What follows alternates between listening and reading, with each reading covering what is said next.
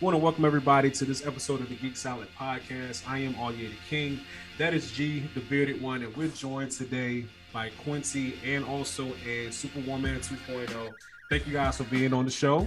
Hey, thank you. This is the part I will put some applause when my buttons is broke, so I might put that in post. You know what I'm saying?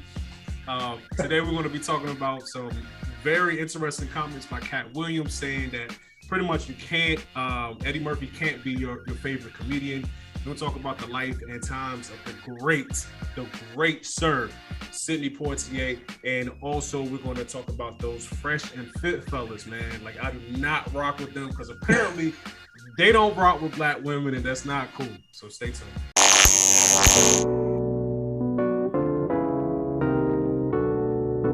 I'm on the come up, jump up, I pick my gun up.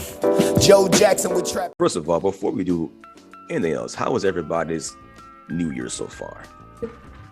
Yay! It's like It sounds too enthused with that answer.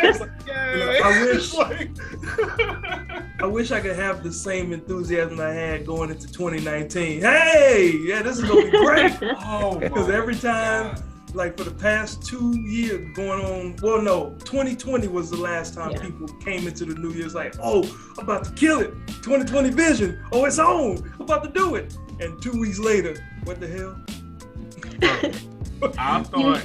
Go ahead. I was gonna say, you hear about no New Year's resolutions this year. Like, I'm gonna do this. There's nothing but the scare of COVID. I remember in 2019, I was thinking like, yo, the most annoying thing going into 2020 is everybody having some kind of like real lame New Year's resolution quotes or whatever. Like, yo, 2020, clear vision 2020, like you were saying, Quincy, clear vision 2020. I was like, I'm gonna get tired of hearing that all year. Yeah. And then March, a whole pandemic shut everything down. So it's like, you never know what's coming, right?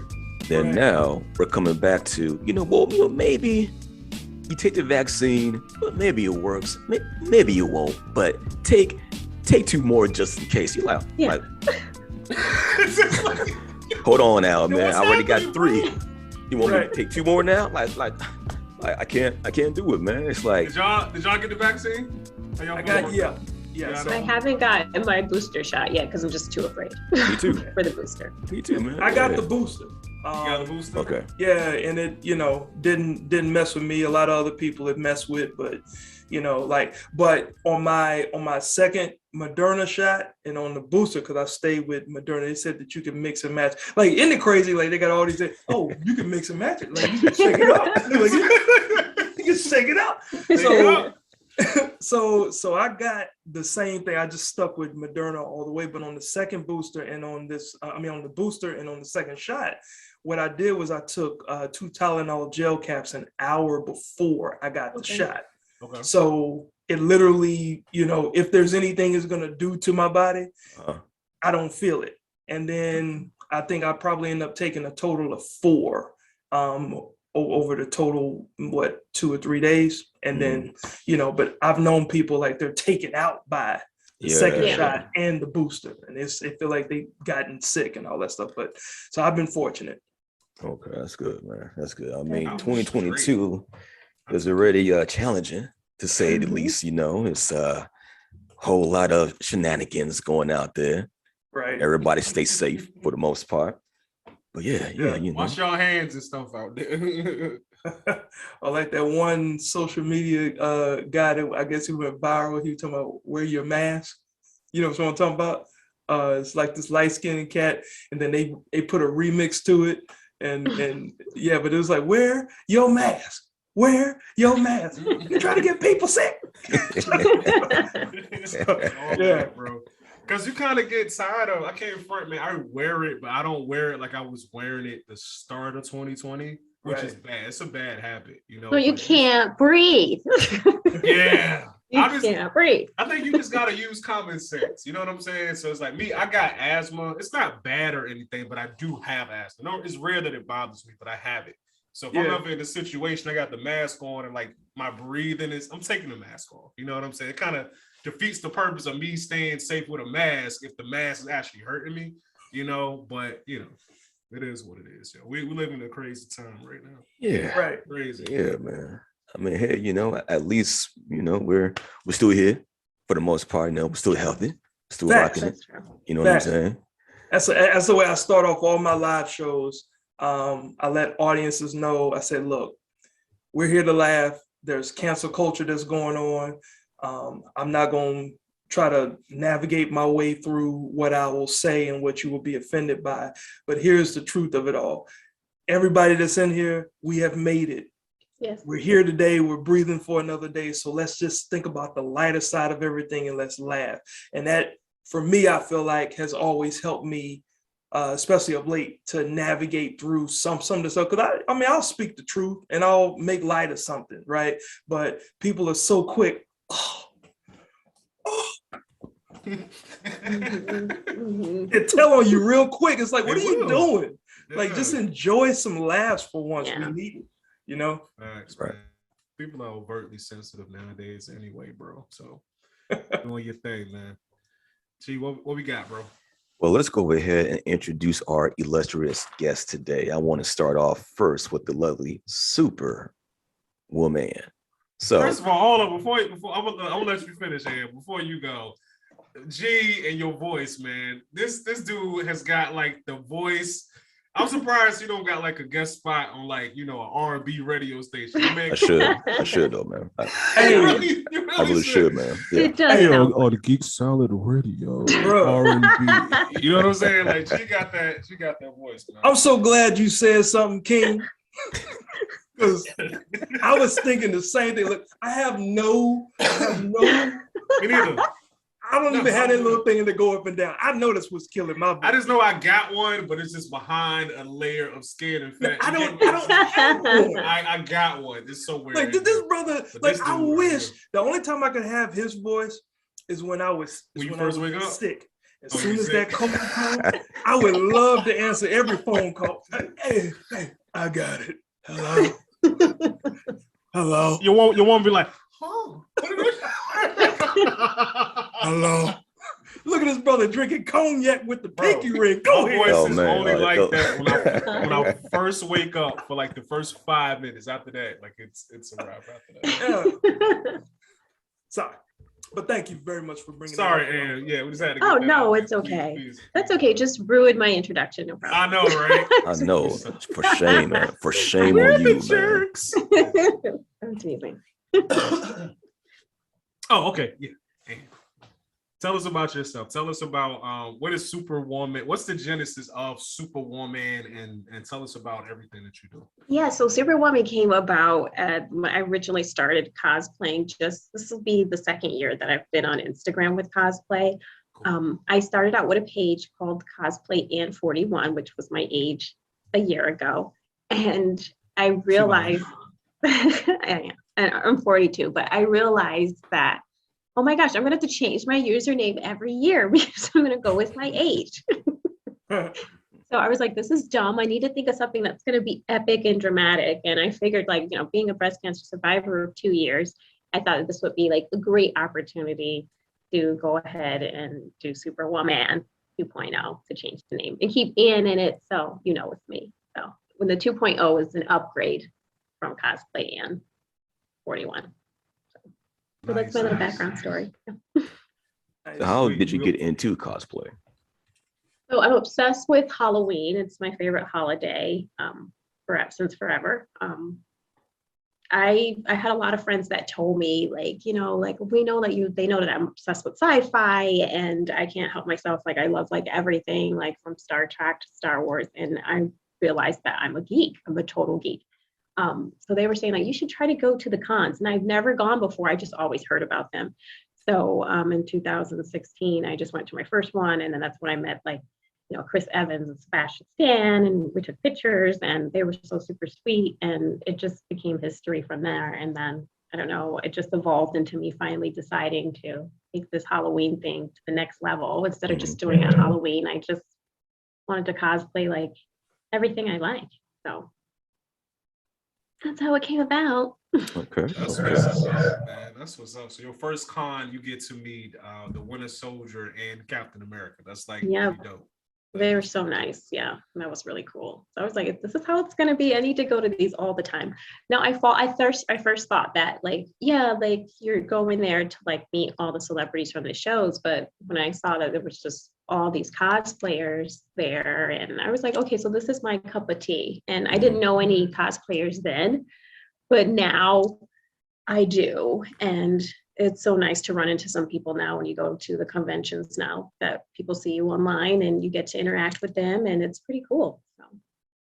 So I know, and my page is currently like side-by-side cosplays. I used to do like where it's just the full set of whatever character I was doing. I was doing like 3 pictures of each, but then I moved on and tried to switch it up a little bit and do some side-by-side cosplay pics. So Okay. Yo, that's dope. You know what I appreciate about your cosplay, and look, this is no shade to any of the other cosplayers, right? But I feel like you actually try to your best to look like the character that you're cosplaying. Like some people are so lazy with it. You know what I'm saying? Like they'll be like, "Yo, I'm Superman," but they just dressed in their regular clothes. Like well, I'm Superman if he was dressed like he was going to the gym. I'm like, come on, man, like try. Like, you know what I'm saying? Like try a little bit, but you be killing it. I like that. Thank you. I always have to put effort into it, right? Because I'm a perfectionist. So I'm sure you can tell by my photos, I'm a perfectionist, and that might be my downfall, but I just have to make sure it looks good. Is that a Mariah Carey one? Okay. Yeah, I did 2 of them for Christmas. Yeah, like for a Christmas holiday. Let's go, Ann. I see you out here. That's dope. Nice. Nice. So what would you say? Another life I cosplay. I'm kind of like you used to be. Like I do it on Halloween.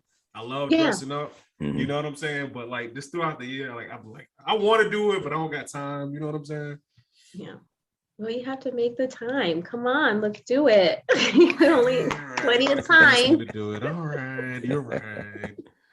What would you want to be if you had to do like your first cosplay? Like if you were going to do it? I like to cosplay characters who like I can pull it off. Like for Halloween 2 years ago, I did Bishop from the X-Men. So you know what I'm saying? I had my hair down. I actually made my costume, from scratch or whatever. Yeah, it was a lot of fun. But it was just like a Halloween thing. I don't know who I would do next. I haven't really given much thought to it. This past Halloween, I think I went to a Halloween party, but I didn't even like dress up or nothing. You know what I'm saying? It was just like, I'm here and I'm going to drink alcohol. That was about all that happened on that Halloween. But that's dope, man. Really like your cosplay. Yeah. Tell us about like these conversations that you have, these Instagram conversations that you have. Because I've actually caught a couple of episodes. What was the Genesis? So last year, in July, I don't know if you guys know like Superwoman, not Superwoman, I'm sorry, Real Woman of Cosplay. I don't know. Of course, you guys know me. Real Woman of Cosplay, Divas on a Dime, to name some people. We were just having a conversation about like how the cosplay community has changed a little bit, where it's become more of like kind of negative instead of us sticking with what the genre should be. We've seen a lot where people just consistently ask for money and feel like we should pay them to support what they're doing. And I'm like, why should we pay you when I pay for my own stuff too? So, and I understand that there's times where people are in need of money and, things come up where, something might happen where you ask for money, but this community shouldn't be focused on that. And that's what the downfall is and some negativity. We've also seen some cosplayers where, like it's depending on their cosplays that they do, we don't want to have any judgment on like what they do. So I know there's some cosplayers and everybody has a whole different genre and a different idea of cosplay. Mine is like, I want to just take on actually what the character looks like, but I know people have different interpretations of cosplay and that's okay. So I decided, okay, let me go ahead and start a show where I just have conversations with cosplayers. And I wanted to start with a small cosplayer community and not people that have like, it's nothing against them, but I didn't want to pick people that have like 8,000 followers. I wanted to start out people that only have like 110. Because if you check out their pages, like they're insane. And it's like, why isn't anybody supporting your pages? Like, why don't you have the likes to support it? So I figured those are the people that I wanted to interview. So that's what we did. We started with a small cosplay community, and I just had a show, and I did like a few games on there, and that's how it came to be. So we ran for 9 episodes for the first season, and hopefully this year we start on season 2. So. That's what's up. No, we definitely want to be on the show. Shameless plug. Definitely want to be on. We would love to do that. So on a serious note, though, know that you are a cancer survivor. Could you touch on that a little bit, because that's cool. You know what I'm saying? So if you want to just touch on that a little bit. Thank you. Yeah. So 2019, I was supposed to go to a con, and I just got my test results back after going for a mammogram when I was about to go like the next day to find out that I was diagnosed with cancer or breast cancer. And I freaked out, like, me have cancer? Like, I got too much stuff to do. What you mean I got cancer? So it was like, it was totally scary. I had like so many plans in my mind on like what I wanted to do with my life and where I was going with it. So everything just stopped, and I had to pay attention to this. And this whole time I didn't know, just to give you a background story about the cancer, when I was 12 years old, I had like a little lump in the side of my chest when I was 12, and I kept telling my parents about it, and they always would feel it. And my mom took me to the doctor, and the doctor was like, no, that's just part of puberty. When she gets older, it'll go away. Well, that same lump actually, 2 years ago, I found out was cancer. So that's so weird that I had it this long time and never know that I was walking around with it. So it developed cancer. So I just decided to make the decision, to do the whole double mastectomy, because I just didn't want, they said like the best chance of it never coming back is if you do that, if you do a double mastectomy. So I just made the brave decision. Everybody kept trying to talk me out of it. They were like, you should just do a lumpectomy, get them to cut just the lump out. And I'm like, no, if you're telling me it's a 99% chance of it not coming back, then we've got to do what we got to do. So that's where I did the double mastectomy. And now we're just running into like surgeries of breast reconstruction and all that. And in the process of that, I just wanted to help tell my story. So I've been a part of the Breast Cancer Research Foundation, where we have a small community of people where we talk about our stories, and they're so supportive. Everybody's so good. And it doesn't matter what stage you're in, we're all there for each other. And they have like some live IGs that I pop on sometimes. And I also donate to the foundation as well. So that's so dope. Like, give it up to you. Thank Give it you. up to you. Doing your thing. That is so brave. Yeah, man. Thank you. And life's too short. So it's like, that's where it's like, let me just do this cosplay thing instead of imagining it in my head. I just want to see it on paper. So I felt like my Instagram was my canvas. So I was like, let me just go ahead and go for it. Jump into this thing full force. So yeah. So now I'm officially a cosplayer. Sweet, man. You're an inspiration, man. Good job. Thank you. That's what we like. We like stories like that. Definitely stories like that. So thank you for being on the show. Thank you. Quincy. What's up, man? What's up? It's funny, man, because I don't know, like you and G were talking about it, but I remember that you would sometimes cut hair at the bank at Bank of America, and like me and G used to work there. You know what I'm saying? So I done passed by you like 100 times, brother. It's funny because I always look there like Quincy's a dope barber too, on top of being a funny comedian. So it's like I would like I think at that time where you would cut hair, it was right there by the cafeteria. Yeah. So you know what I'm saying? I get my snacks or whatever, and I'll be walking by and I'll be noticing, I'll peek in there. Let me see how he did that lineup real quick. Like, that's he did good, man. So we're glad you could be on, man. Tell us what made you want to get into comedy and entertainment, and tell us a little bit about yourself, bro. No doubt. But let me just quickly address you passed by and popped in or looked in multiple times, but not once did I see you in the chair, which kind of lets me know. Get him. I don't know if you're telling the truth there, to be honest. Mute him. Gee, put him on mute. This brother walked by with his food multiple times. Walking by, had a whole chicken leg in my hand. That boy good. That boy's good. Go back to eat my chicken leg.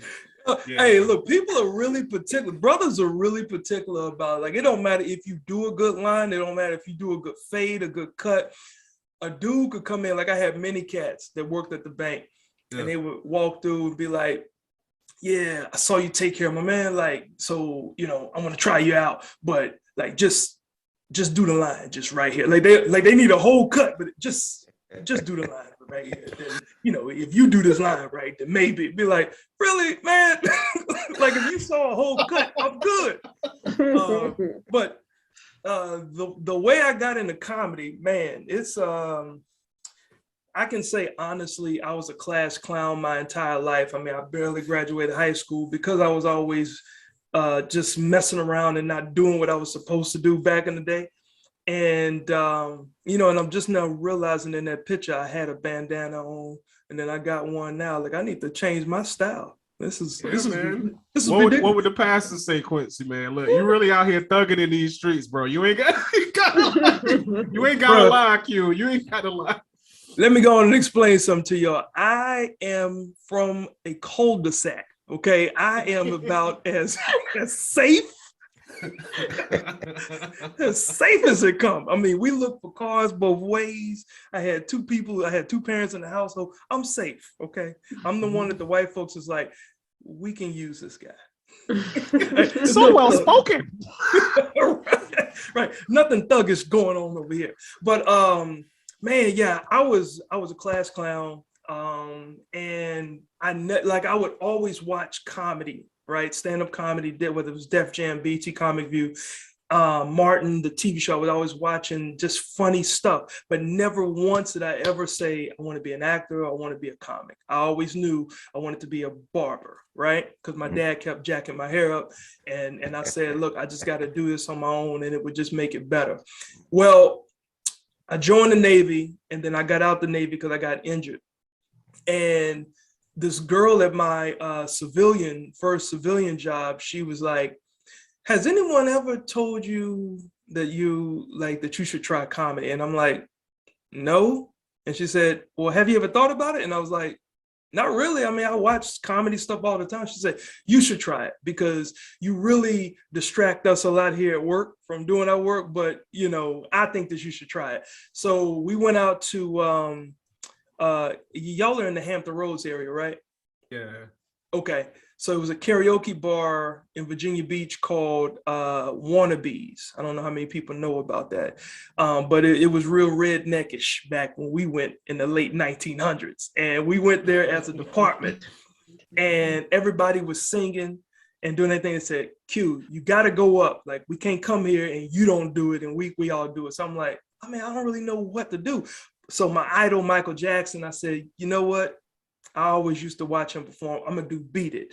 So everybody that was doing karaoke was just singing and lip syncing all these songs, but no one ever did anything extra. So people were paying attention if they knew you, but if they weren't, then they'd just be at the bar talking and all that stuff. So I go up there, probably one of only two Black people up in there. The other brother was in the kitchen cooking, right? So I'm on this joint and I do Beat It. And I say, I'm going to reenact this whole video.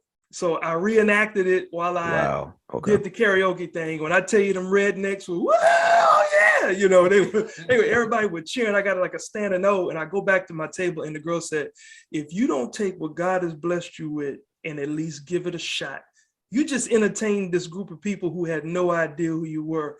And that was when things kicked off. I stepped on the stage the first time in 1999 and got bit by the bug, man, and been doing it ever since. That's what's up, man. That's what's up. I'm actually starting off in comedy myself. I took like a comedy boot camp class like a few months ago. And where at? What was it at? It was in Virginia Beach. It's at the ocean front. It's like, in fact, you might know it. It's ASAP, like the military group. Yeah. So Team Fred. That's my guy. Yeah, he was our comedy instructor. So that whole experience, man, just breaking down how to write a joke and everything, that was cool. That was really cool. And then we had to do like 5 or 10 minutes at I can't think of it. It's a comedy club in downtown Norfolk, right on Granby Street. The Push Theater. That's it. That's it. So we had to do 10 minutes up there, and that was that was a blast. But I had the time of my life up there. So, Good. Did you stick with it? Yeah, like I'm still writing. You know what I'm saying? I plan on hitting some open mics in this year, but it's the first time you do it, it's just like, this is like this is fun, bro. Like, you know what I'm saying? Bug, bro, the bug bit me. I still got like old clips. I found like some old hi-8 tapes because I used to I started recording my stuff video via cassette. A lot of the young people don't know a cassette tape is what we used to do, and we put it in a boom box. We used to tape things. You know what I'm saying? Yes. Tape the game for me. Go ahead and tape the game for me. The kids don't know nothing about taping stuff. No, they have no idea. You mean the stuff that hangs stuff up on the wall? No, we had a cassette tape that had music on it, and we would record over it and play music. So I used to record myself on cassette, and then I got myself a camcorder, and I would do stuff, and it had those little hi-8 tapes. And a few years ago, I got those hi-8 tapes transferred over to MP4 files. And I'm just looking at a lot of these old clips, and it's almost cringe-worthy. I'm watching myself, 20-something years ago. I'm like, wow. And people thought I was funny then, and I'm looking at it, I'm like, man, it's crazy. So just a lot of history, just doing it. And then along the way, I started getting people that would tell me, you're funny on stage, but I can see you in front of the camera. Like, you have this, the way you carry yourself, the way your mannerisms and everything are, you could be on something like SNL. And I was like, yeah. And then I would see, I would get some opportunities to do some skits back when skits weren't that popular to do. And my problem was I had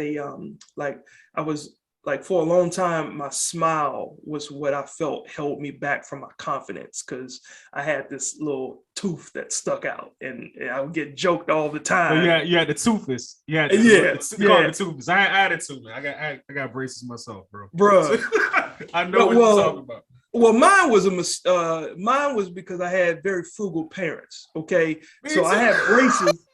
I had braces when I was in middle school, and the summer, from 6th grade to the summer right before the 8th grade, I had braces on, and on that summer, my braces got taken off, and I'm thinking, finally, I'm gonna go to school in the 8th grade, get ready. I'm gonna be the top of the class in the 8th grade right before I go to 9th grade. Yeah, everything's good. And I'm assuming, because I wasn't around for the conversation, I'm assuming the dentist or the orthodontist told my parents, all right, once we get the braces off, you're going to need to have a retainer to make sure that the teeth and everything stay in line. Right. And my parents, just assuming, my parents said, no, he'll be fine. Oh, man. How much extra does that cost? So wait, so you telling me you had our mom's was just cheap, because kids' braces are a lot cheaper than adult braces. You know what I'm saying? Like and my mom had insurance too, which is weird to me. Like, Mom, you let me go to school with crooked teeth. Middle school, without high school, my thing was crowding. Like, my canines kind of overlapped a little bit. So that was my thing, right?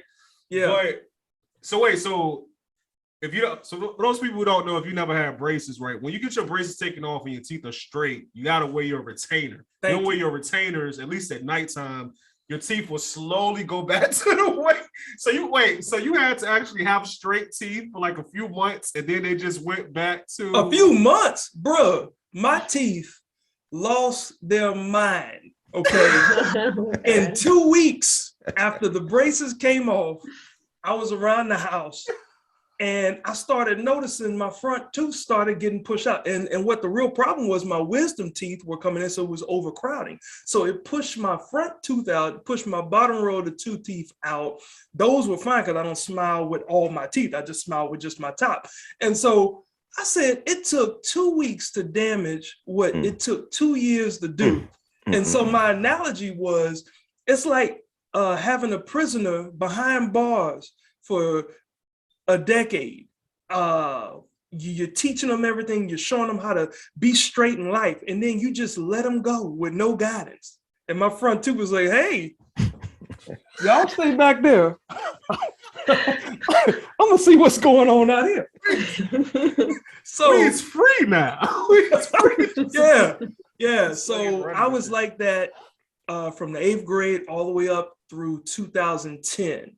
And I was doing a show, and this white guy, he came up to me and said, hey man, you're very funny. And I'm like, thank you, man. You gonna buy any of these DVD products? He said, yeah, I'm gonna get a DVD. But you know, my girlfriend is a cosmetic orthodontist. And I'm like, that was a little rude, but let's talk more about this, right? So, like I talked to him, he introduced me to her, and then she said, either you can get braces or I can cosmetically correct it. So they have to shave my teeth down and then give me some that made it look like, so they're crowns, really, like the two front in the front. And she said it'll be instant. Or you can do braces again, it'd be another 18 months, but it costs a little bit more money. So I said, you know what? My goal is to be confident enough to do movies, to do TV, to, be more confident in skits. And from 2010 through now, I've done a movie, I've been on TV. I mean, I'm on 2 TV shows, and I mean, I've done stuff on TV. And when I tell you, the confidence level that I felt like I was missing all those years, that's what I got back, because I didn't feel it. Because y'all probably know, somebody can be the nicest person in the world, but let them let loose. Oh man, y'all crazy. You be like, you know what? If you don't take your crooked tooth behind, and that's the first thing that they'll say. And so that's the way I felt. And so I felt that held me back from really being myself, just like in person. So but yeah, ever since then I've done exactly what I said I wanted to be able to do, with the confidence of that. Cool, man. Cool. That's what I'm talking about. Let me give you some of that too, my brother. Now it's working again, huh? That's what's up, man. That's what's up. It's funny because like the show, the is it Living 757? Yeah. Yeah. So I've caught that a couple times when I'm in Planet Fitness. So I'm like on a treadmill. I said, there go Quincy. I was like, look at God. Go ahead, old Quincy. Quincy on the TV screen. Go ahead, old man. Yeah, that's what's up, man. Yo, thanks for being here. G, what topics do we have today? Yeah, so let's get into it, y'all. So, to kind of piggyback off of Quincy and his comedy goals and what he's been doing lately. Most of us know about Cat Williams, very funny guy. It's been in a couple of movies. He's been doing this thing for quite some time now, right? So apparently somebody asked him a question about, or somebody was referring to, who was your favorite comedian of all time? And, everybody puts up, maybe Dave Chappelle, maybe Eddie Murphy. But he threw some shade at that question, saying that how can he be great, or the great is, if he hasn't been active for the past 30 years? So to everybody here, I want to give y'all the floor. How do you feel about this? Or to open up to a broader question, if you're not active in your profession, can you still be considered a GOAT or not? I would say, yeah. I mean, let's take Mariah Carey. I mean, I like that. Let's do it. Yeah, let's do it. I like us to do the hair too. Mariah Carey. I mean, she's been doing it for so long, and she just already deserves her flowers. She's been the greatest of all times. Like, yeah, she's dropped a few albums here and there, but we don't expect anything from her. We just know with everything that she's done that she's just who she is, like the greatest of all time in her genre. And people should just respect that. And the same thing, like with Eddie Murphy. I mean, he started out with everybody, like with Saturday Night Live in the beginning part, like being like the first Black person to even do anything out there, like with Saturday Night Live. So I think he deserves to be greatest of all times, even though he hasn't been active. I mean, he deserves the title. That's what I think. Yeah. It's always weird for me, because I'm in that generation of comics that when you ask, who did you look up to, or who do you look up to?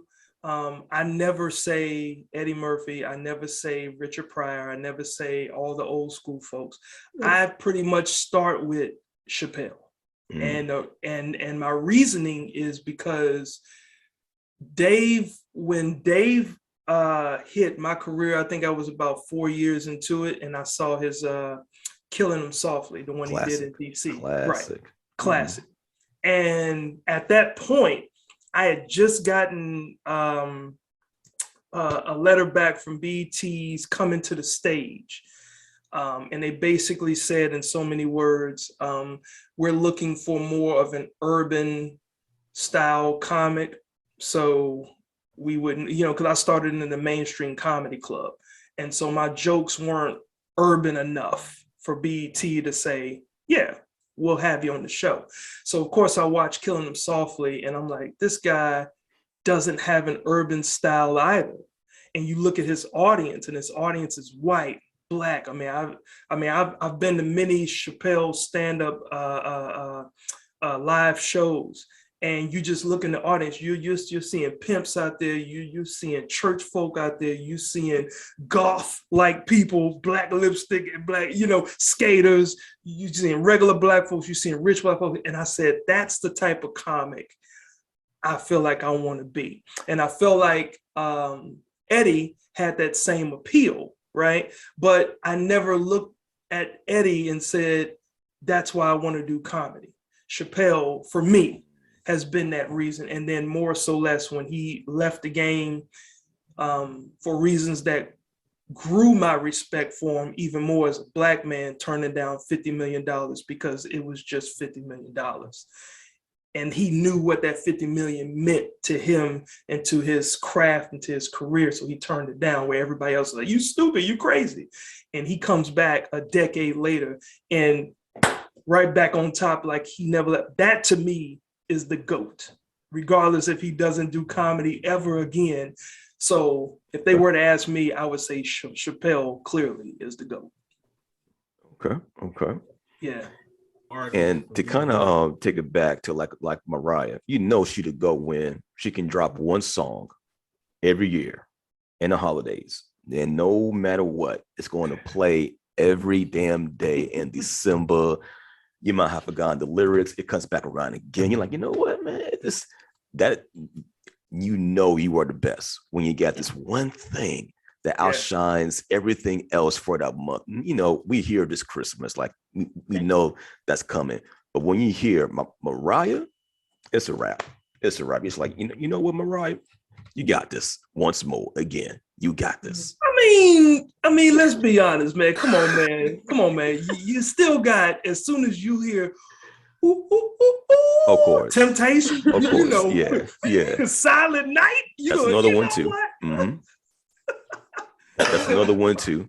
Always, man. Look, we're gonna do a Geek Salad version of the Temptations Christmas song, and G gonna do like the deep Night Before Christmas. Merry Christmas. Merry Christmas. Temptation. And I'm gonna be the high pitched guy. We're gonna do it. We're gonna make that happen. Yeah. But I would say, with Cat Williams, bro, man, I respect him. I mean, the dude is hilarious, but I think is he hating though? Is he hating? I'll get into that. Sometimes I think he should shut up sometimes. You know what I'm saying? I mean, your opinion is your opinion. You're entitled to your opinion. We all know that. But it kind of comes off in the same ilk when he's talking bad about Kevin Hart. It's like, I'm thinking to myself, like, okay, why are you talking about Kevin Hart? And Kevin Hart isn't that funny. It's like, to me, it's like, yo, you come off as a hater because Kevin has, like, let's just be honest, he's outworked you. You know what I'm saying? Like, you're working hard at your craft, but you're working hard at your comedy. Kevin is working hard at his comedy, but also at, okay, how do I become a director of movies? How do I build a team? How do I network? How do I leverage social media? Like, all of these things that can make you a mogul. And that's what Kevin has been doing, while you've been focusing just strictly, it seems anyway, just strictly on your art. So when you're talking about him saying that Eddie can't be somebody's favorite, of course Eddie can be somebody's favorite. Eddie is one of the GOATs, man. Like what are you talking about? Like, dude got two of the greatest comedy specials, Delirious and Raw. Two of the greatest comedy specials, like, ever. Like, to this day, you could watch it and laugh at it. It's still hilarious. Now, he wouldn't be able to get away with some of the stuff that he got away with in 85, like he can now, you know what I'm saying? No. But, Eddie is a legend, and he's a legend in multiple games. So just because somebody isn't actively doing something, I don't think you could say that they can't be your favorite. That would be just like saying, since Jordan isn't actively playing basketball, that you can't call Jordan the GOAT. That's kind of stupid, you know what I'm saying? But yeah, that's true. We all entitled to our opinion. I just think this is an instance of Cat being wrong. It ain't the first time. I want to ask everybody here, what's your favorite comedy special of all time? Last one, no, for me, Chappelle's Sticks and Stones. I think that takes the cake. That's like it's comedy gold, silver, platinum. It's all of it. All of the medals. Yeah, because he's doing it, or he did that during the time where cancel culture is so deep. But my thing that I always mimicked was he spoke to people, because comedy is supposed to be the art that we can make people laugh at stuff that we're not supposed to laugh at, right? So whether we're talking about somebody special ed, whether we're talking about somebody who may be, plus size, it's comedy. It's supposed to be, let's laugh at something that people say that we shouldn't laugh at, right? But that's the art of it. But we get judged very hard for making fun of what we interpret in life as funny. But Chappelle did Sticks and Stones during a time where the cancel culture was even, like, it was pretty much, it felt like at the peak. And not only did he not be afraid to tackle subjects and material that other people would have just been canceled for, he spoke the truth about it. So then it was almost like, well, how can you be mad because it was the truth? Like, whatever he talked about the truth. And of course, he made certain parts of it funnier, but it was the truth. And that, to me, put him on that, as he came back after a 10-year break and he did all these comedy specials for Netflix, and then he kills them with Sticks and Stones. That to me is pretty much my greatest of all time. Okay. Who's next? Question, man. I would say I'm gonna pick Dave Chappelle, but I'm gonna go back before he did his hiatus with I think it was called like the Block Party special, like where he had like with the musical artist on there too. Like I just thought that was so epic to give Erykah Badu and everybody an opportunity to finally be exposed out to the community, and that was like one of my favorite specials. But watching that with him, I thought that was groundbreaking, and then to hear that he was leaving to Africa or wherever he went at that time. I know it was like a bad time then, but I thought that was good, that it was groundbreaking to just open barriers, and especially to get Erykah Badu on there. It was just a beautiful moment. And I think I have the DVD that I bought because I loved it so much. So I would say that would be my favorite special. Yeah. That's dope. Side note, like, what do you do with all your old DVDs? Like, you can't give them away. Like, some DVDs, you can't even like sell them to a pawn shop. Like, I give you 50 cents for it. I'm like, God, they paid $20 for this back in the day. Like, just hang on to it, bro. You might as well. Like, if you got a favorite DVD, you might as well just keep it for posterity, because like, you're not gonna get any money for it. I still got like a box set of the Die Hard trilogy. Before it started going completely crazy, like the original 3, and it's like unopened, because like I bought it like 10 years ago, and I swear the week after I bought it, the trilogy came on Netflix. So I'm like, oh my God. So, wow. Yeah. So it's still in a box. Bro, the record player is back. So so just imagine that people thought albums, vinyl was gonna be gone, and the record player, I saw Walmart. Yo, shout out like to do with it, man. You know what I'm saying? Like, it's been a whole renaissance of vinyl, because you don't really get vinyl no more. Okay, I froze up for a second, I think. But I would say, my favorite comedy special too is gonna be one of Chappelle's specials. Dang. It would be easy for me to just be like, it was one of the latest 2 or 3 that he did, because those things are hilarious. But I want to go back to pre-Dave going, I don't want to say going crazy, but pre-Dave fleeing to Africa for his mental health.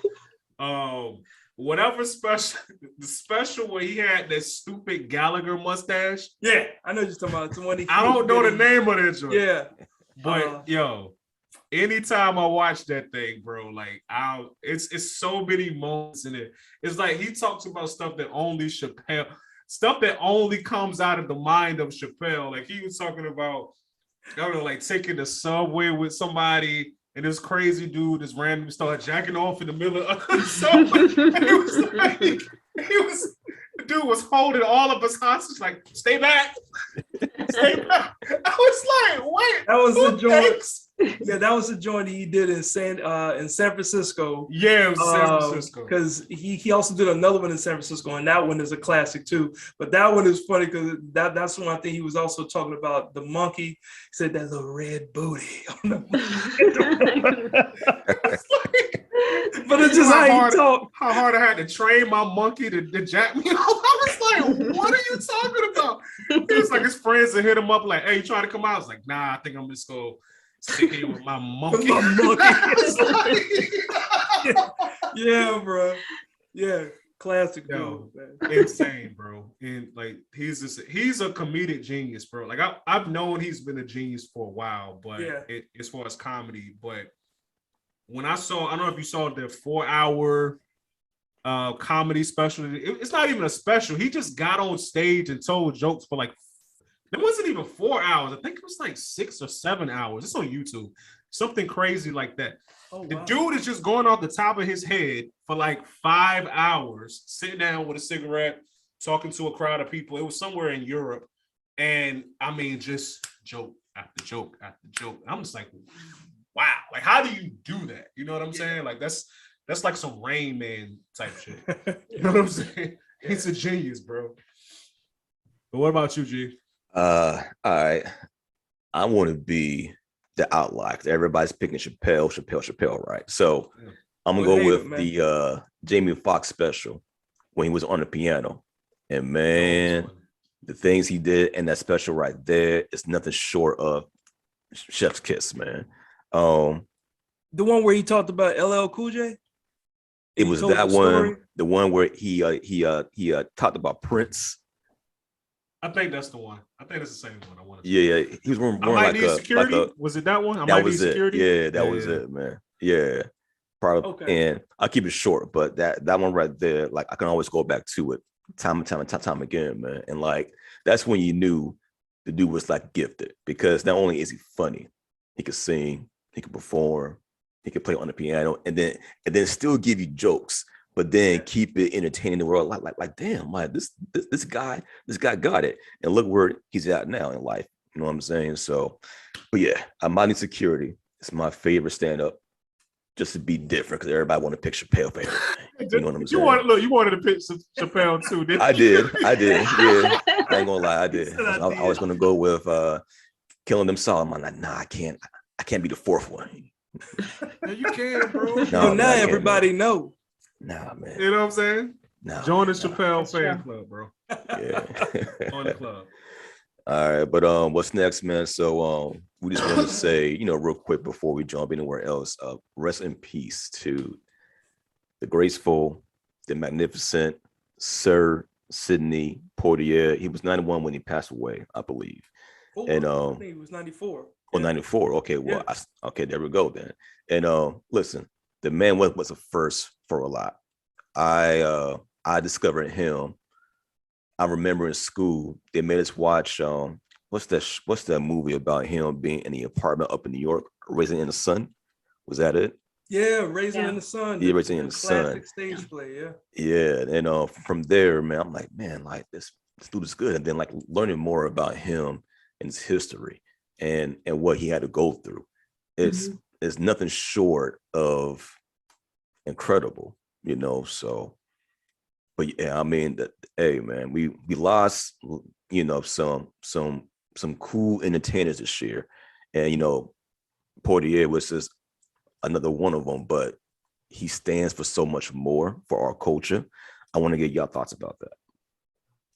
Yeah, I think I definitely agree. I know him as far as being the first Black man to win the first Academy Award. It's just everything's been groundbreaking, and I think, like you said, he's done a lot of first of things, and I think he's made a huge impact on the African American community. So I agree with you, and it's sad that he's gone. And what's the lady that was with him, Syndey Portier, and then what's the lady that just recently passed? I know her name. Betty White. No. The other Black woman that was always with him with everything. You're talking about what's her name? Oh my God. Oh, this is awful, you guys. We should know this. Yeah, we should. Yeah. It's all good. What's her name? It's no The one that just disrespect to recently him, passed away. Do you know? guys know who I'm talking about? You know who I'm talking about, right? Yeah. The black woman that was the epic one that's done everything in this world with him. They were like always together. Oh, did Oh she my die like at the end of last Yes, year? yes. I know. Oh, Cicely Tyson. Yes. Okay, there we go. There we Got go. you. Thank you, man. God Appreciate forgive that. us. Yeah. But yeah, just epic, both of them. And then like it's just so sad because it's like all in the same time. So she goes and now he goes, and then like we're losing parts of history. But yeah, definitely a groundbreaker for him to be like the first of everything. And I just want to say rest in peace as well. Yeah. Yeah, you know how crazy it is. So just this week, I had this guy that was doing some work on my house and trying to stay masked up and everything. So even though we're outside, I got my mask on. At some point, he looks up and said, "Man, just looking at this part of your face, you look familiar, like I've seen you before." And I said, "Well, I do perform as a comic." And he said, like, you ever done something like on film or something? And I'm like, "Oh yeah, I've done a couple of things." And he said, "Well, look, we back when I think he went to is Virginia State or Virginia Union? Which one is the black all black? It's a state." Both actually. Really? Oh, okay. Yeah, they both HBCUs. Okay, so I can't remember. I want to say Virginia. I just know a bunch of black. I know Virginia State is an HBCU. Okay. I just know Virginia Union. I know a bunch of black people that went there. Okay. I don't even know. I think So I'll just say Virginia Union. And he said his professor, they just had like a free day, and his professor put on A Raisin in the Sun, the stage play. And he said, "You look like the guy that was in the stage play." I said, "I was cast for it, and I did do the stage play. Like I was the first comedian that they cast to play the lead, Walter Lee Younger, which was Syndey Portier's role." Dope. And it was right after Diddy had done that horrible rendition of it. And the guy that cast me in it says, right, yeah, take that. The guy that cast me in it said, "We have never seen the role being played by a comic. Walter Lee Younger's character, if you watch the Syndey Portier's version of it, it has bits of comical play in there." And they said, but they've always cast a Danny Glover. I think Denzel Washington that just did it on Broadway. And I'm like, so like, I'm not a thespian. Like, I'm not a theater actor. Like, are you sure? He said, "I've seen you do some things, and I really believe that you can do it." And this is just the other day, this guy's looking at me saying, I said, "I've never seen that footage because we did it at Willett Hall, and we did 2 shows, and I saw cameras in the audience. But when you try to do that play, you've got to get permission from Lorraine Hansberry's people or something. And they give you strict guidelines. You can't film it. You can't do certain things with it and everything." So we were all told in the cast, there won't be any footage, but we saw cameras in the audience filming, and the organizers of it to this day hadn't shown us. So when this guy's telling me, "You look like the guy we were watching," it was a stage play version and it was the P. Diddy version, and you look like, I don't know this guy from Hole in Wall. I'm like, wow, I played that back in 2015. He said, "Yeah, we watched it in about 2016, 17. It was on YouTube or something." I'm like, "Man, where is this clip? I want to see it." So long story short, I brought up Syndey's name and I said, that's who I studied to really get into this character, because I knew how important that lead role was and what it meant for Syndey Portier back then when he did it. And then the very next day, we hear that Syndey has passed away. I haven't brought his name up or nothing before then. So it was all surreal. So yesterday I put up a post of some pictures that somebody had taken of us on the stage doing that play. And I just kind of, said my piece about it, but a lot of history there, man. And I was so honored to be asked to play it. And everyone that saw it was like, I didn't see a comedian, Quincy, in that role at all. You actually brought me to tears. I don't know. Do y'all know the play at all or the movie? Okay. So that part where he realizes his money is all gone. And I really cried. Like I channeled myself to cry, but I didn't force myself. It was a real emotion. And I was able to do it one time while we was rehearsing. And that really messed me up. I was like, man, did I just cry? Like, I was bawling, getting the lines out, but I really felt it. And my acting coach said, that you have gotten so deep into that character, you felt that. And then when I performed it in front of a live audience on the second show, I was crying and I had my homies, it was like, yo, bro, man, I gotta tell you, bro, because a brother ain't gonna tell you that he cried, bro. You know what? I'm like, nah, you know what I'm saying? It was some Visine. I put some Visine. I wanted to look good, you know what I'm saying? Did your thing, man. Look, bro. But that just felt good. But because of that role, like they gave me a real respect for what a real actor like him and your Denzels and all those guys have to go through. Even Will Smith, I don't think he gets a lot of credit, but just becoming a method actor and getting into it. So yeah, Syndey would definitely be missed. That's what's up, man. Yeah. Rest in peace to the legend, Sir. Sir. We was having a pre-production little meeting with me and G, and I was like, yes, Syndey Portier. He was like, Sir. Sir, don't leave I didn't even know that until now. So thank you, bro. I just been disrespecting him for the last 10 years. That's just Syndey from up the street. I know that. Right. I know that. Oh, yeah, Syndey, yeah. For 20 years. Sir. Yeah. Legend. Definitely a legend in the game, man. Oh, so yeah, rest man. in peace to him. Mm-hmm. What else we got, G? All right, so to kind of keep it light, we're going to bring it back. Who is familiar with this whole, WB DCEU movies like Superman and Wonder Woman and The Flash? Is anybody a fan of this subdivision of Warner Brothers? It would probably be a 2-day conversation for DC.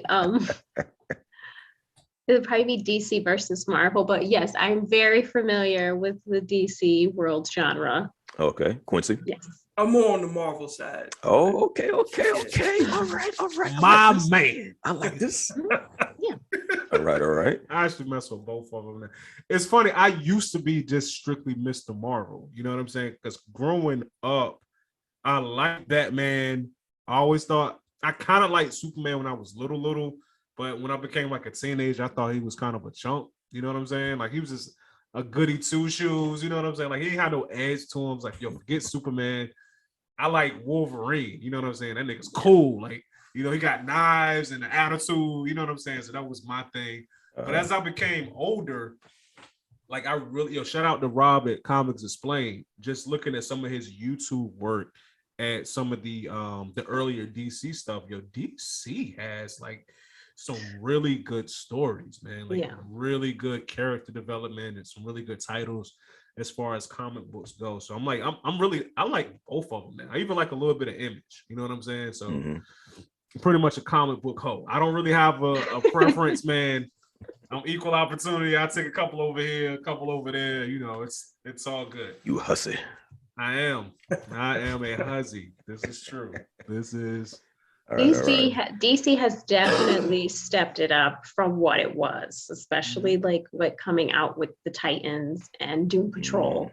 That has definitely changed the whole way I see DC, because I used to hate it. I was like, DC sucks, but now it's well, it did have a period. It did have a period in time where the movies just weren't good, and then I think when Marvel jumped in there with Iron Man in 2007, and then they just did their thing. See, we messed up. We started watching, I think the first Marvel movie we saw was Captain America Civil War. Okay. Yeah. We watched the Civil War one, and from there we started jumping around, going backwards, mixing things up, and we said, you know what? The only way to understand how all this stuff ties together, which was brilliantly done, is to start from the beginning and then get to Endgame. And then from that point, we had caught up. So it's a real, and I can only imagine DC Comics and, like they've kind of done the same thing to have you stay in line with how they're writing their storylines, but I just haven't transitioned to the DC yet. Sorry. That's a perfect segue, because they're making a Flash movie, and apparently it's rumored that this Flash movie is going to reset everything that's came out before. That's from Superman, Man of Steel, Justice League, Superman versus Batman. Yeah, we don't. Thank you, Ann, because if you ain't saying I was gonna say, nobody likes that. It's horrible. Yeah, but it's going to, I guess, reboot the franchise. Now we don't know if this is a way for them to kind of like keep up with the MCU because they is kicking ass right now in that room right here. So how do you feel about that? I know Quincy may not have seen too many of the DC movies, you know, you ain't but miss much, bro. No, you haven't. See, I wouldn't wish those movies on my worst enemy to watch. Don't do it. Don't do it. It's awful. Like Batman versus Superman was so garbage till I was like, what am I even watching? Aren't there two? So bad. Aren't there two versions of it though? Like the first version wasn't good, but I heard the second version they did a much better job. Is that? No, I think you're thinking of the Justice League where they did like the 4-hour installment versus the regular one. Okay, I got you. Yeah. Yeah. But I can say like exciting times to be alive, right? Like to finally see like all these comics growing up, to finally see everything on television, like it's just epic. I thought we would never ever see a day where, you know, all these characters that you've, you know, admired all your life or read about or wanted to be are finally all on the screen. And I just think that's beautiful. But I read that the Flash is supposed to be coming. Isn't it like later this year? Why is it so far out? It's like November, right? They keep pushing it.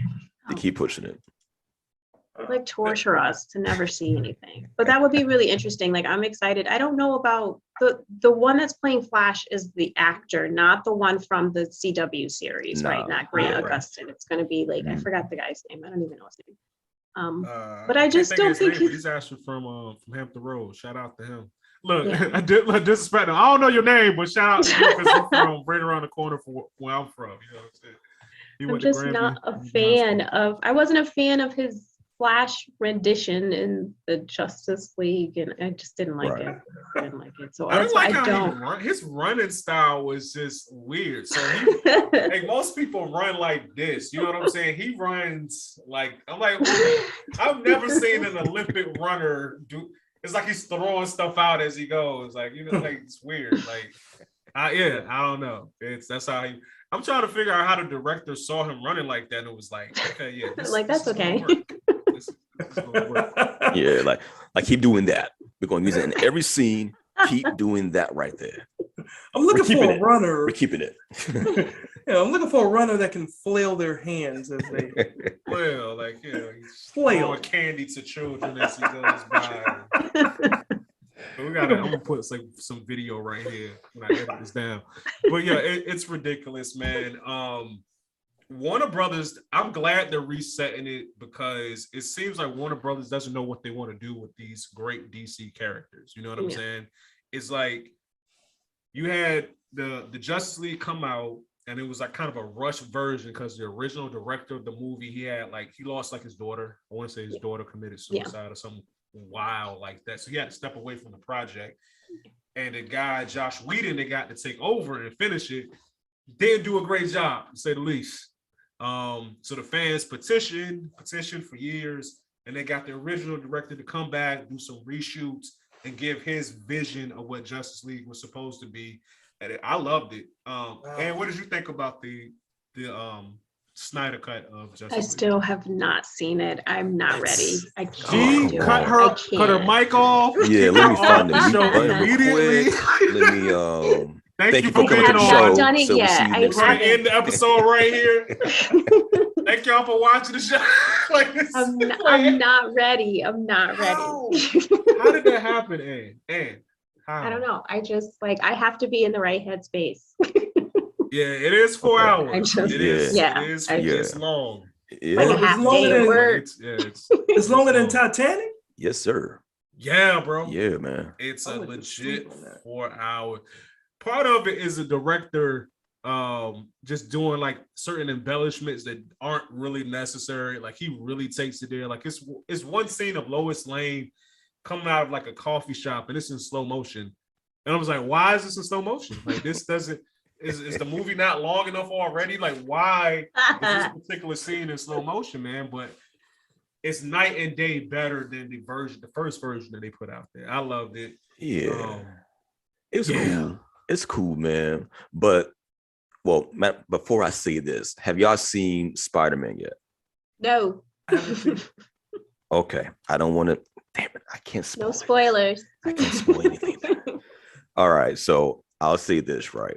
It's cool for the reboot because this way you can get people like Quincy, to like jump on a better note this time around, right? He hasn't seen none of the other movies yet, so it's a good chance for them to try to right their ship and get some new actors because we got a new Batman coming out this year. Like that looks a bit more gritty, a bit more rougher and tougher. You know what I'm saying? But fisticuffs.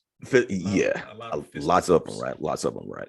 But yeah, it's about time that we do something different for them because right now, with the success of Spider-Man, if y'all haven't seen it yet, if y'all know anything about Spider-Man or just a casual moviegoer, it's just the most fun, wonderful 2 hours being in the theater and seeing this version of Spider-Man do what he did. I guarantee y'all will be smiling from the beginning of the movie to the very end. So, but to put a button on this, pretty much, I'm glad that Warner Brothers is doing this because right now their shows are better than the movies. Even their animated shows or animated movies is better than the actual live action joints. So we're going to see how they can try to like finally compete with what they've already been doing for the past 10, 20 years now, right? So that's cool. I was about to get on y'all for not seeing Spider-Man, but then I remember it's a whole pandemic. So y'all get past it. Right. Okay, we get a pass. Okay. I'm just getting over a cold. I hope it was a cold. Like you can kind of still hear it when I laugh. Like I'm just getting over that. So maybe I should have stayed home too, but I had to see Spider-Man. I saw it it came out that Wednesday? Did it come out Wednesday? Yeah. Thursday? Mm-hmm. I saw it that Saturday. That very first Saturday I think it came out. It's a great movie. So y'all gotta Yeah, I've been hearing a bunch of good things about it. Say, it's a very good movie. It's very well done. Oh yeah. Yeah. So yeah, maybe one day. Oh, listen, man, take your daughter, take your nephew, whoever, go by yourself. But it's one of those movies, man, where it's like if you was brand new watching any movie about superheroes, this is the one. This kind of gets like the same feeling watching the first Iron Man movie. It was kind of like that for us, like comic book kids, So it's dope, man. Like I've seen it twice already with my son, and every time I go, the entire time he's talking, he can't stop commenting on the movie like a YouTuber. Like, well, if you really think about it, Daddy. Like the way he swings between the towers, it's not really accurate. You know what I'm saying? I'm like, all right, man, you simmer down now. Simmer down. Simmer down. Enjoy the movie, man. It's a movie, man. It's a movie. Yeah, I was actually thinking it was going to hit the Disney Plus. I did too. I thought so too. And because I am one of the many Americans who use somebody else's login. Send the facts to your house, Quincy. They cover right there. I was really, I felt like, do I need to call my sponsor and say, are you gonna buy this or not? I'm using your login, so if you can make this purchase happen, that would make us very happy. Yo, shout out the stats guy, man. I find myself saying it every week. I share his HBO Max account, man. Yo, shout out the stats guy for that. Oh God, you guys. Clutch. You came in clutch with that. Because you came in and you're already paying for $15.92 after taxes. That's not the point, Ed. The point is, you're paying for 5 streaming services already. You know what? That's true. I don't need a 6, right? You know what? Yeah. You know what? And then it's like, you feel kind of like crummy when it's like, if that person doesn't like, pay for it, you're like, hey man, you ain't paid the bill for Netflix, brother. Like, I'm trying to watch you right now. Bro, I got mad one time when the guy that I'm using, because I also use somebody else's Netflix account. Now here's the problem. I can afford to pay for the stuff, but when just choose not to. No, it's not a choice. It's more that a blessing was presented to me. Okay. And he said, "Hey, do you want my login?" And I'm like, why not? I mean, this is cool, right? Testify, Clint. But he changed his password, and it said that we were locked out. And you talk about being livid about something that I should have been happy to just call it. I called him. I said, "Hey man, what's going on?" And he said, "Oh, my bad. I changed the account." Now, looking back at it, hindsight, I could have been a little bit more constant. Hey, like it would help if you just send me a text and let me know that. And I really could have just said, "Oh, okay, cool." Right. So I'm surprised he still let me log in and gave me the new login. But I was like, it'd be nice of you to at least text me and let me know. I mean, really, dude? Bruh. I got one better. My Netflix got hacked like maybe a year ago, right? And I didn't know it until I tried to log into Netflix. So first I couldn't log in. So I was all right, what's going on? So I reset my password. When I log on to Netflix, it's like it has my name as a profile, has my kid's name. So Chris, little Chris, Elijah, like those are our profiles. When I cut it back on and got up there, that joint said Alejandro, Victor. They got you. Only the John had my Netflix and still my Netflix for I don't know how long. It could have been more than a couple of days that I wasn't up there, didn't notice it. But y'all set up individual profiles, my nigga. Like, this is what we do. Like, who does that, bro? Like, people are crazy, man. A true professional.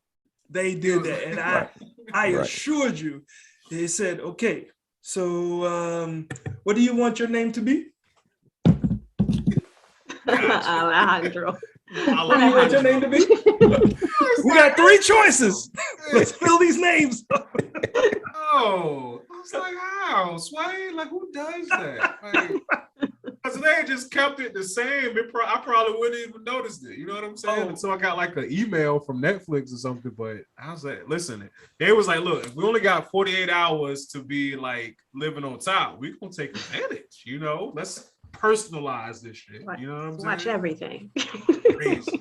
That's funny.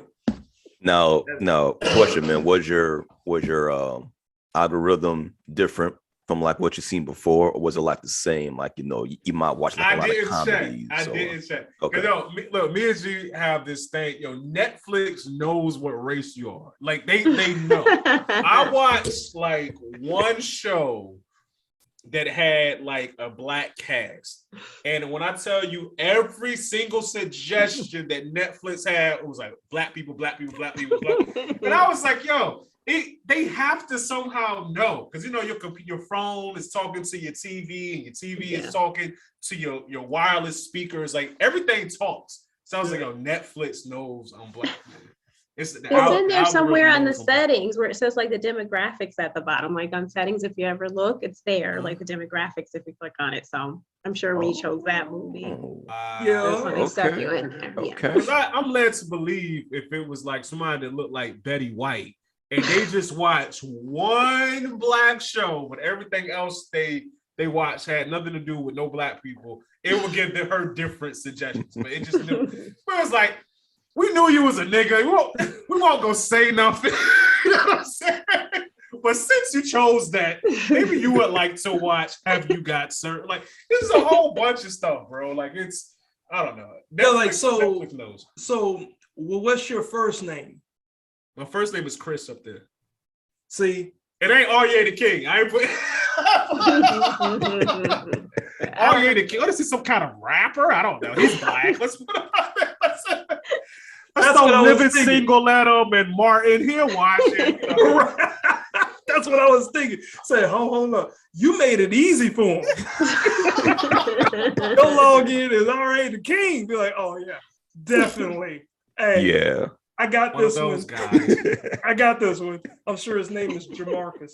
Give me a second. Let me Probably put the sells algorithm. weed out of his car. All of that stuff, man. You made it easy for Real easy, bro. him. The algorithm got me, man. Algorithm got me. I was like, I know it ain't none of the other shows in my like little instant queue because I got like Frasier in there. Like I watch everything. You know what I'm saying? I love Frasier. Frasier is like hilarious. It's like high up.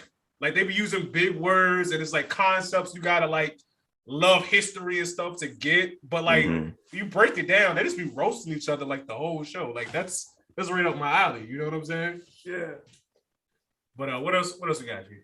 All right, on to our last topic here for today, y'all. So we asked earlier about, has anybody heard about Fresh and Fit? It's one of those shows where it talks about, it's a red pill show where men try to give advice to other men how to talk to women, right? That's the emphasis of these type of shows, right? So apparently, there's one episode that has everybody riled up where one of the hosts called Fit said this: "Hey, bro, if you want to date a bunch of Shaniquas, go for it, man." Gang says in the clip. The other host, Fresh, then chimes in saying, LaQuisha. Then they go on to say, me and Fresh ain't really down with the brown like that.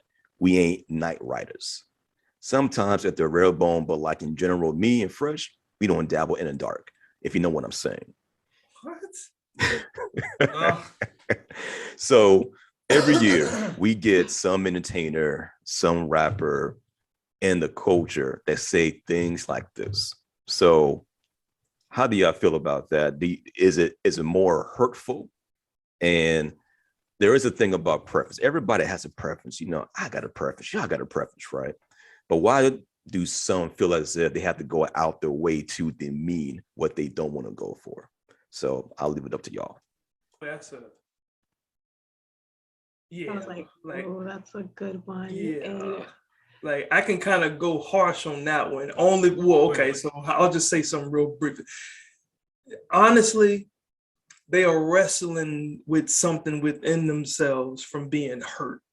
And the only way to, like they say, hurt people. So because they were shot down by a Shaniqua back in the day, now it sounds like you're a tough person by talking in this way. But yeah, like they've been heartbroken because I couldn't even imagine, I couldn't imagine just like, are they black?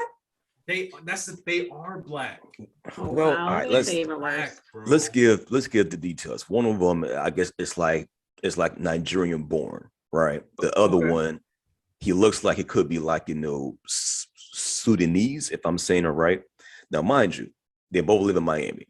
So, and they're given this perception that they're ballers. They get mad chicks, right? They're high value men. So that's their whole premise. Okay. I mean, it's a choice, but I don't know why, but it's probably for more entertainment, in my opinion, than, but it's because they got money. And so they feel like they can do and say anything that they can. And there's always going to be women out there that don't care. All they see is that these guys got money. And so that kind of perpetuates them being able to talk in that way, which seems kind of reckless to me. But at the same time, if you got money, it's not much you can say to somebody that's got money. Well, why does it have to be like our Black men if they are like, why are we like tearing down our race by even suggesting something like that? Yeah. It's just like, we already got it tough already. Right. And then it's like, and then it's like, then you come here and you don't want to segregate the community with, shades of color when we're all fighting to just be equal. And I just, it just makes me so upset with that. I always had a struggle with being lighter than my sisters and my family. I'm the lightest in the family because of my father. And it's just has always been a challenge because when I first grew up, I didn't know that I was lighter than them until everyone pointed it out to me when I was a child. And I was so upset because I was like, so what's the problem? What's wrong? Like my sister's my sister, my brother's my brother. I love everybody. Like what's wrong? But they pointed it out and made me know like, this is going to be an issue where people prefer you more than them. And that's always been the culture, right? With what you've always been told and how you look. And I've battled with that my whole life. And then to hear that, and I know it still continues to go on, that it continues to go on today, but it's just, why are we still doing this? Okay, so you don't like anybody, you don't have to make it known. We don't need to know. And especially adding the stereotype of the Shaniqua and the way we have LaQuisha and all our names too. Like, I don't know. What do you guys think? I don't know. I always thought it was weird energy, bro. Like for real. Yeah. Like it's something that it's just, it's no other words. It's corny, bro. It's really corny.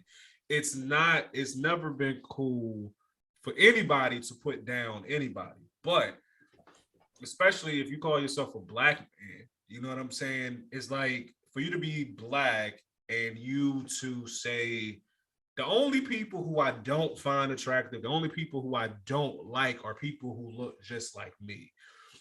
To me, that's weird energy. That's corny. Yeah. It's not cool. Like, it's nothing cool about it. You know what I'm saying? It's like, how can it be anything other than self-hatred?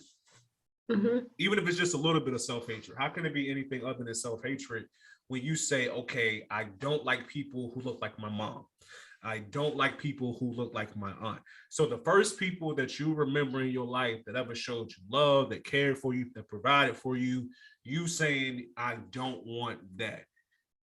And it would be different if somehow all Black women were the same, but just like every other group, you got every different type of Black woman. You know what I'm saying? You got the Black woman who's a gold digger. You got a Black woman who don't want none of your money. You got the Black woman that's all about labels and Gucci this and Fendi this and Prada that. You got a Black woman that would literally rather cosplay than spend money on cosplay than spend money on designer labels and stuff. So, excuse me. You can't even say it's because I don't like their personality. I don't like the. I'd have met like any type of personality you can think of. I know a sister who fits that personality profile. So there is no like one way that all Black women are. Like that doesn't make any sense. Now you got your nerds, you got your non-nerds, and you got everything in between. Like it's so for you to be like, I don't date Black girls, you're just telling me, yo, you don't like Black because you're not attracted to that. So that tells me that there's something in you that you don't like about yourself. Because especially the one of the dudes of Fresh and Fit, the fresh half of Fresh and Fit, dude, he's like 3 shades darker than me. I'm like, yo, you dark skin on top of that, but then when you see that in a woman, you think it's unattractive. So you telling me you don't find yourself attractive. Right. You don't like how you are. You know what I'm saying? So I always thought it was weird energy, man. Very weird. Yeah, you know, we are not a monolith, you know, and like you was saying, there's so many different flavors and shades to Black people, man. Yeah. And to just demean it to the sum of LaQuisha's and Shaquisha's, it's like, why are we still?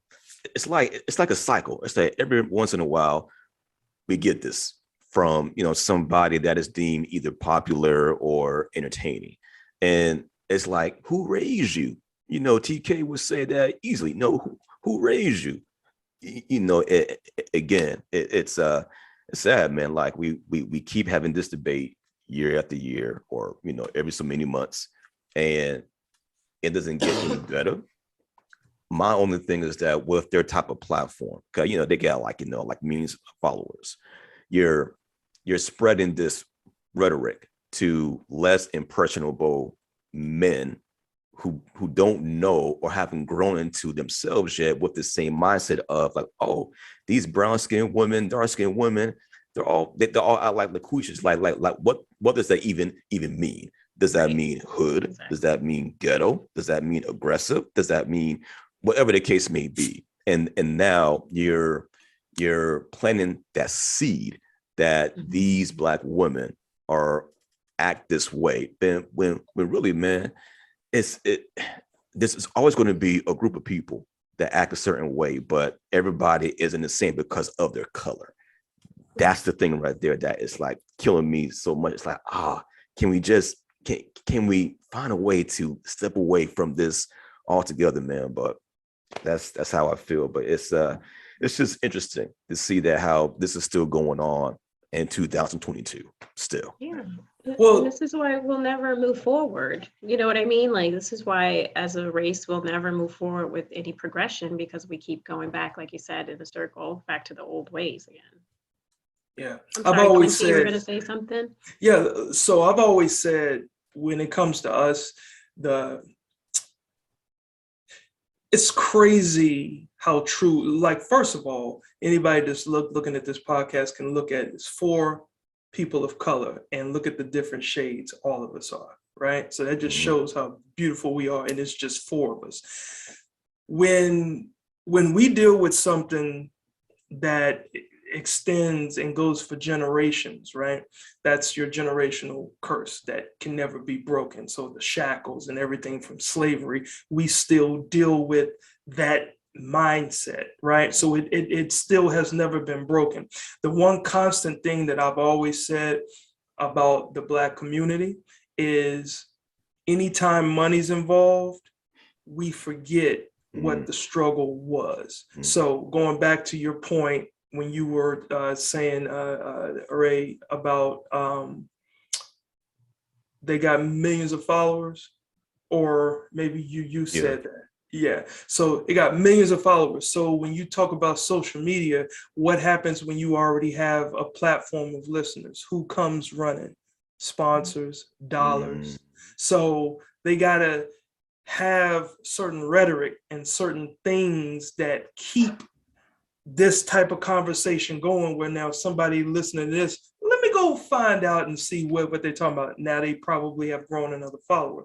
So the same thing in the music industry. How do you get to the youth who are just looking for guidance? You promote something that looks like them. So when they put the visual out, wow, okay, I want to shoot, or I want to drive nice cars, or I want to have a bunch of women like that. But who's behind that? The money. The people that will pay somebody from the hood to perpetuate that. And that's why the cycle never ends. We can be like this, and in a group of 100, all you need is one weak link. That one weak link will be sought out by somebody with a bunch of money and power to say, hey,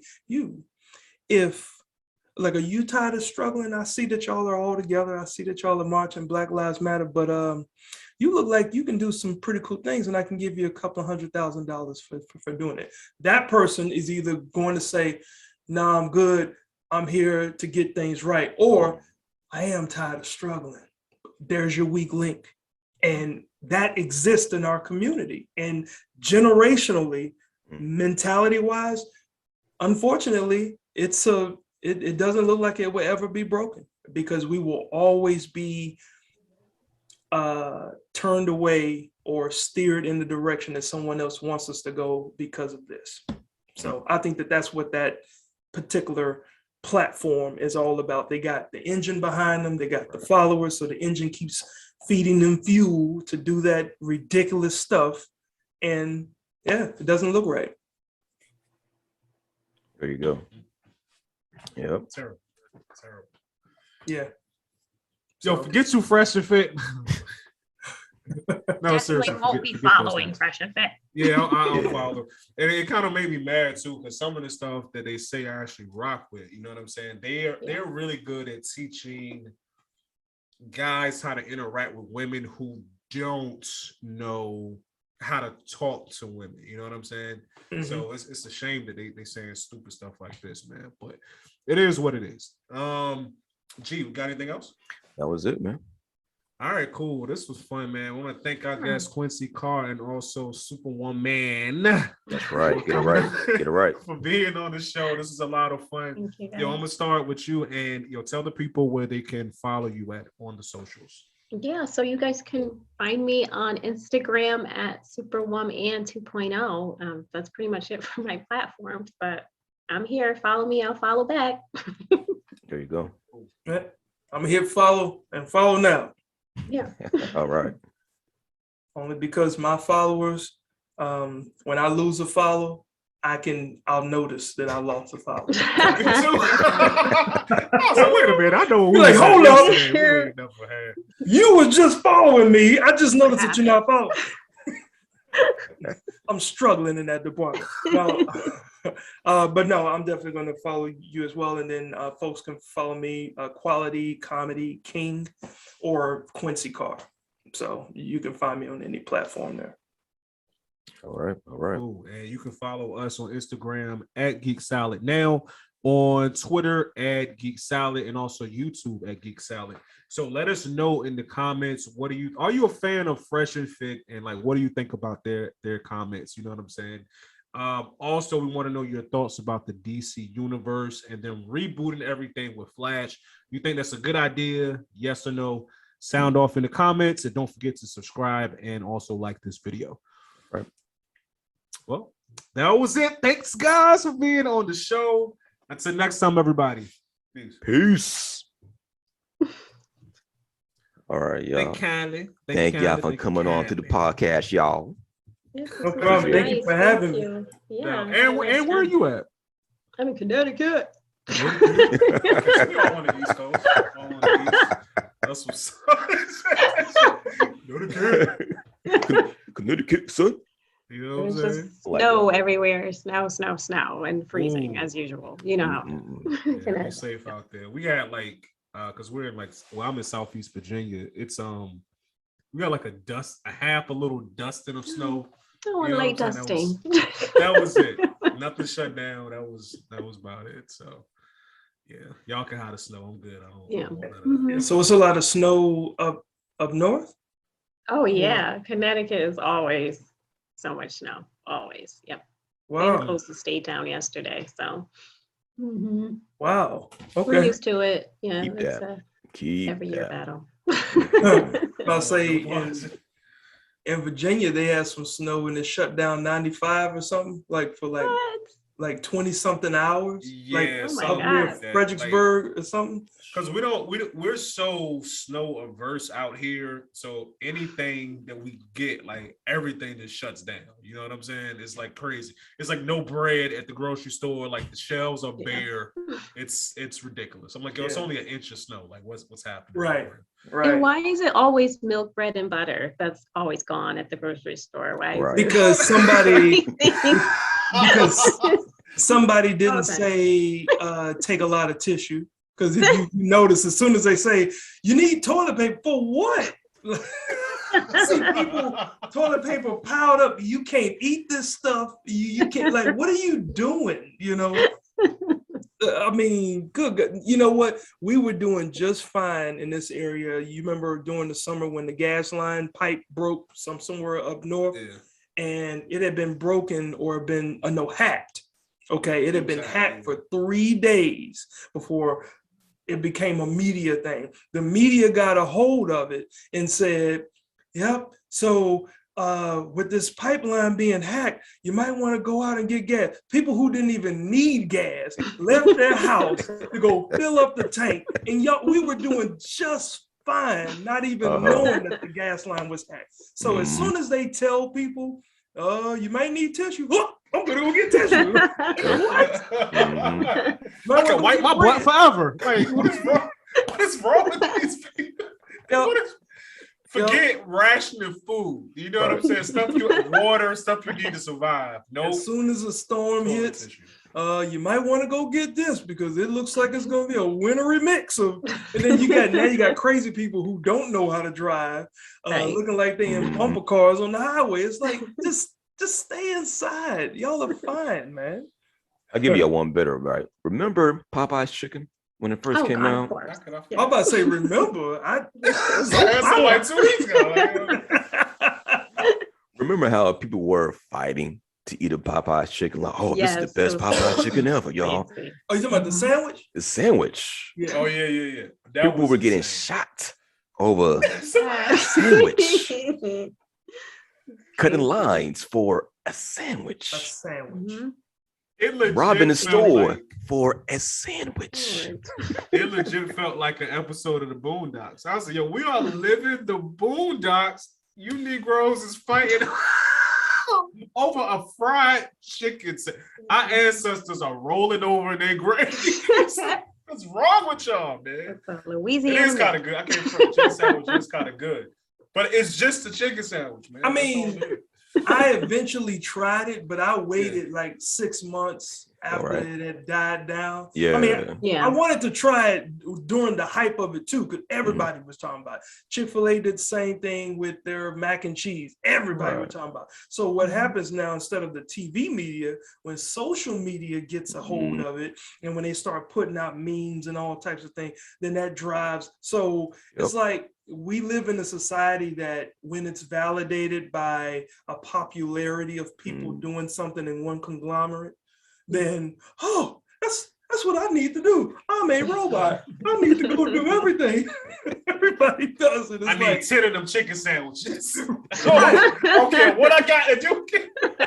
You know what it is? Come up off that chicken sandwich. Like, Load the bag, load the bag. I can't, man. Like I don't know, man. This world is never a dull moment living in this world. no. Never. So that's why you just gotta just understand that, you know, if you wake up every day, like that's my motto. I wake up every day to be better today than I was the day before, even if the day before was my best day. Because if we wake up unguided, looking for the next person to help us do what we're supposed to be able to do from within, we'll just be led to just keep following every single thing. So, because it can be quite stressful just listening to what the media or whoever keeps telling you is going on right now. And it's like, come on, man. Right. That's not the truth. Stop it. I see what you're doing. Right. You're trying to get me to go buy some tissue. Right. Stop lying. You know what I'm saying? Why they lying for? You know what I'm saying? Yeah. Yo, again, thanks everybody for being on, Thank man. you guys. Y'all be This was safe so out nice. there. Cool. And we gotta have y'all on again too. Awesome, It's a man. Thank pleasure. y'all for what y'all are doing. I appreciate being invited. Thank you. Thank y'all. Y'all All right. be- And when will this run so I could either share it or Yeah, I'll post it. Because we're actually behind. I'm saying it's me. I'm behind on my editing, so it's Get it probably not together. gonna- right? Me and him is like nah, but it's probably going to be next week. When I say next week, I mean not the week coming up, but the week following. So 2 weeks from now. okay. The week I'll shoot after you a that. DM. The week When it's after that about- week. It ain't gonna be that bad. Okay, but it's not next week, the week after that. But I'll shoot you a DM when it's coming out. Cool. All right, perfect. And I'm in the mood for Popeye's chicken sandwich. Thank you. I know. See, my bad. I I gotta go apologize. get one. Hey, y'all have a safe rest of the weekend. Yeah, no, man. All right, be y'all be safe, good. You guys. too. Y'all too. Yes. All All right, right, take take care. All right. Bye. Bye.